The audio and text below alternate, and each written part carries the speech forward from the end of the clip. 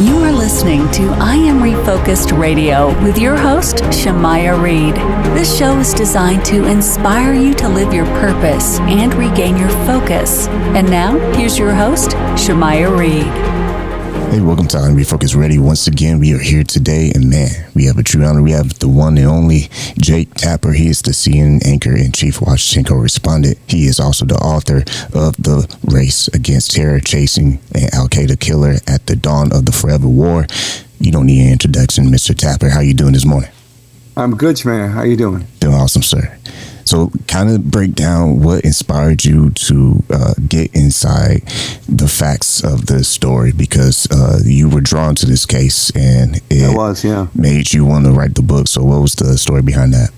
So it's kind of just a random story. I was at my son's birthday party in 2022. It was a paintball party way out in rural Virginia. So I would just have pizza and drinks for the grown-ups so they could just hang out for a couple hours instead of having to spend the day driving back and forth.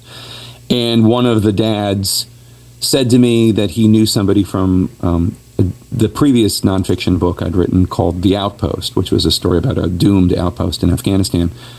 And I said, oh yeah, that story was really tough to write because the military keeps such bad records and they're not eager to share them. And he said, tell me about it. And then he starts telling me this incredible story. He's an assistant U.S. attorney sitting at his desk. He gets a phone call one day from the FBI. The Italians have picked up on a cruise ship this guy who claimed he was Al-Qaeda and claimed that he had killed Americans in battle and had tried to blow up a U.S. embassy, and he was determined to kill more. And his name was Spin Ghoul. Had they heard of him? And Dave, the dad, said, yeah, we've heard of him. And so the prosecutors go over to Italy, they hear his story, and then there is this race because the Italians do not want to hold this guy. He's done nothing to them, and the Americans do not want him released or put him in a refugee camp where he can easily escape from. And so there is this race to build a case against him. And it's just this fascinating story. I don't know about you, Shemaya, but for me, I love the police procedurals like CSI and Law and Order, Cold Case, those shows, NCIS, Criminal Minds. I love watching or hearing about law enforcement building a case against a bad guy. And that's what this book is. I wrote it. It's a nonfiction book, but I wrote it like a thriller. I tried to write it like so it would be as compelling as possible, as if you're reading fiction. But it's a 100% true story, and it's about how they built this case against this guy to lock him up forever, because if they didn't, he was determined to go and kill as many Americans as possible. And this book is framed as a race against the clock. And I like how you talked about the parallels to the TV shows that we watched. When you look at that comparison, what did you notice between what investors actually do and did versus what we sometimes see on those shows? Well, it's a much bigger group of people. Like obviously in those TV shows, it's like 3 people or 2. And in real life, it's dozens. In a case like this, as opposed to CSI, which is like, a murder in Las Vegas, this was a guy who killed Americans in Afghanistan from a base in Pakistan, who was from Saudi Arabia and whose parents are from Niger. And then he went to Nigeria to try to blow up the U.S. embassy there. And so it becomes this international story.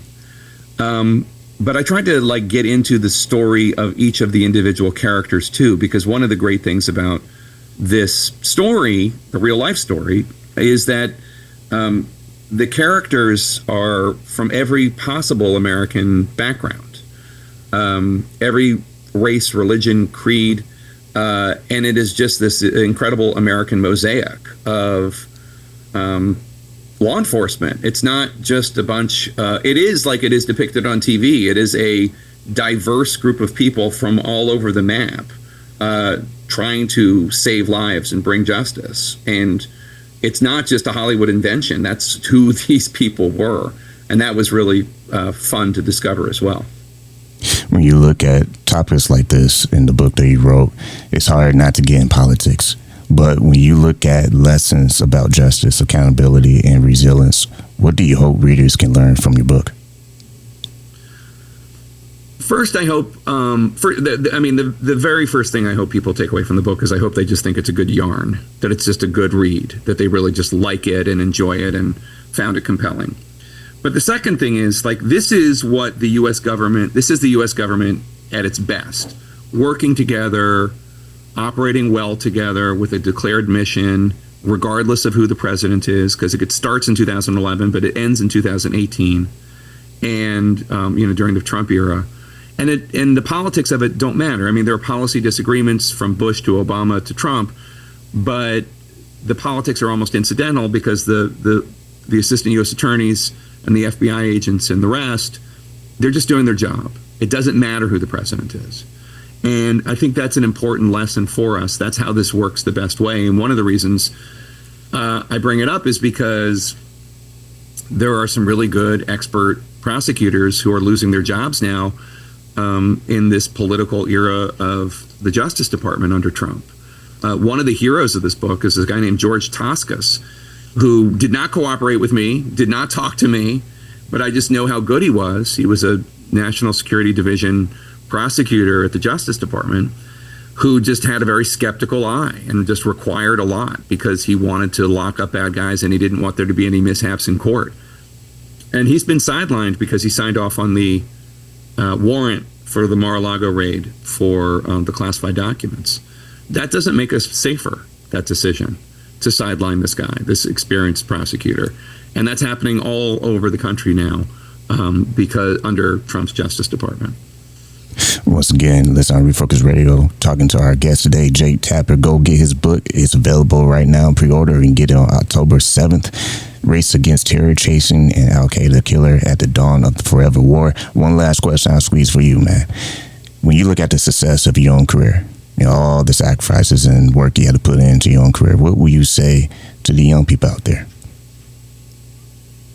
I mean, I just think hard work wins out at the end of the day. There is so much rejection in adult life that I don't think young people are told about or familiar with. I mean, I think that they think that maybe being an adult is just all fun and games and like it's just success after success after success. But as you know, and I know, it's a lot of work, a lot of rejection, a lot of just like working through it, and the only way out is through.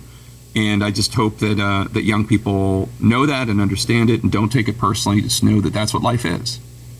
Once again, make sure you get Mr. Tapper's book. It's available next Tuesday, October 7th, or you can get it right now and pre-order right now on Amazon. Like I always want to say to you, thank you for your time, man. Thank you so much, Maya.